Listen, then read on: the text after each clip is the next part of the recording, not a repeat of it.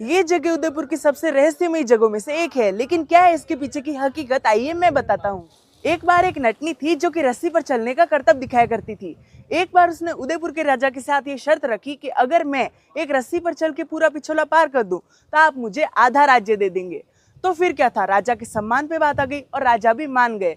और फिर जोरों शोरों से तैयारियां शुरू हुई और रस्सी बांध दी गई।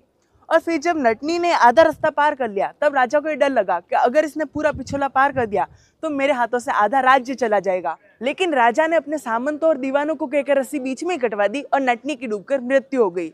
लेकिन कहानी में असली ट्विस्ट तो अब आता है। कुछ लोग इसे राणा लाखा के समय का बताते हैं तो कुछ लोग इसे जगत सिंह जी के समय का। लेकिन राणा लाखा के समय का तो ये पॉसिबल ही नहीं है, क्योंकि उस टाइम तो पिछोला बना ही नहीं था। और रही बात जगत सिंह जी की, तो उस टाइम बहुत सारे हिस्टोरियंस भी आ चुके थे, जैसे कि कर्नल टॉड वगैरह वगैरह। और ऐसा तो हो ही नहीं सकता कि वो इतनी बड़ी बात को इतिहास में नहीं लिखे। और ऐसी सेम कहानी भारत के अलग अलग कोनों में मौजूद है, जैसे कि नटनी की छतरी जालोर में, अलवर में नटनी का बारा, हिमाचल में तिमनगढ़ की छतरी और मध्य प्रदेश में गढ़पहरा। और यहाँ तक कि इन्होंने नियाग्रा फॉल्स को भी नहीं छोड़ा, वहां पे भी सेम कहानी है। दरअसल ये जो स्ट्रक्चर है जिसे लोग नटनी का चबूतरा कहते हैं, इसे सज्जन सिंह जी ने बनवाया था ताकि वो चांद की चांदनी में कमल को चमकते हुए देख सके। इसीलिए कहते हैं कि किदवंतियों को किदवंतिया रहने दो, उसे इतिहास से मत जोड़ो।